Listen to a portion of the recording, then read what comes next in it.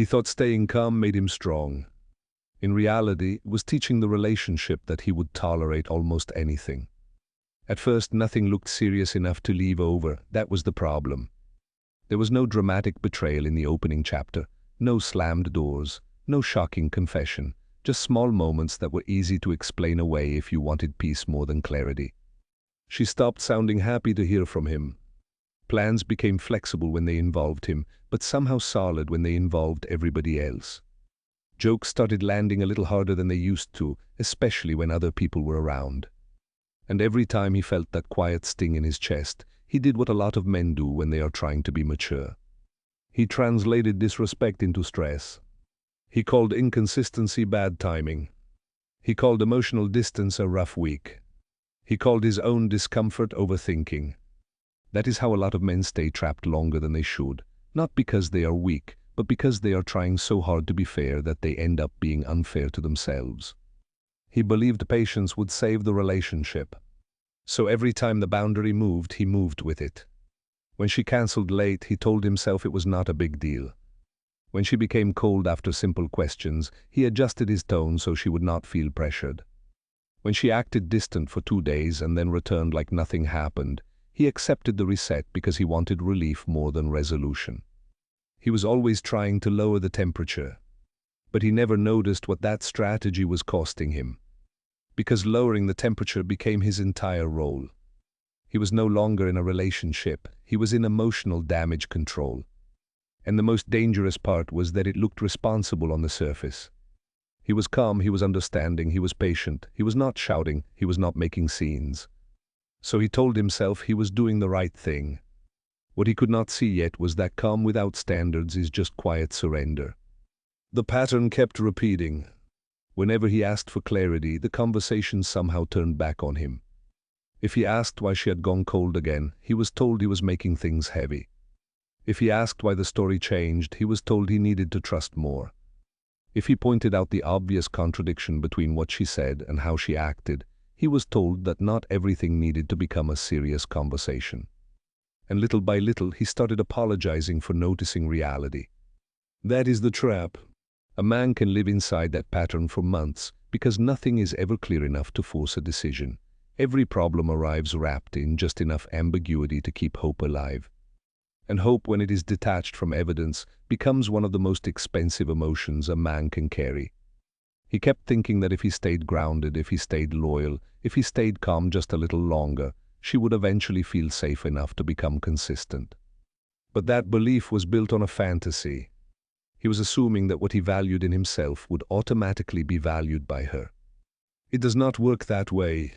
Some people do not respond to patience with gratitude. They respond to it by testing how far it stretches. The moment that broke the spell was not dramatic. It was quiet. After another week of mixed signals, vague answers, and unexplained distance, he asked a simple question. He did not accuse her. He did not raise his voice. He just asked why everything felt stable only when he stopped asking honest questions. She looked at him and said, "If you really trusted me, you would not need this much reassurance." That sentence hit him harder than any argument ever had. Because for the first time, he heard what was underneath it. It was not an answer. It was a demand. A demand that he ignore what he was seeing. A demand that he called confusion trust. A demand that he carry the discomfort alone so the relationship could keep pretending to function. And in that moment, a different question finally entered his mind. Why does this relationship only feel peaceful when I betray my own instincts?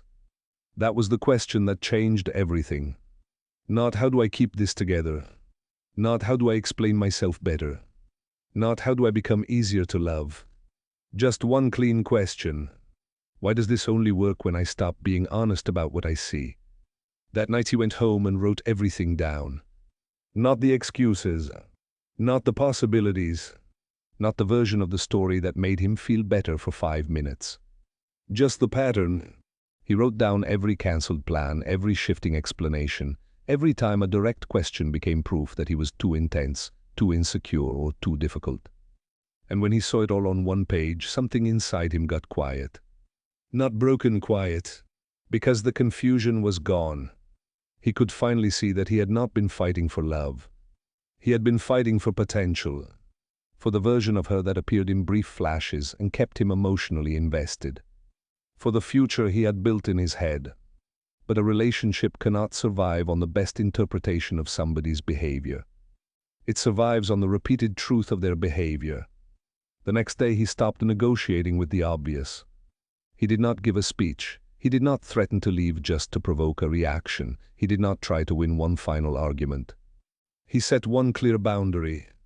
He said he would not stay in a relationship where honesty had to be dragged out and respect only appeared when it was convenient. That was it. Clean, direct, calm. And the reaction told him everything.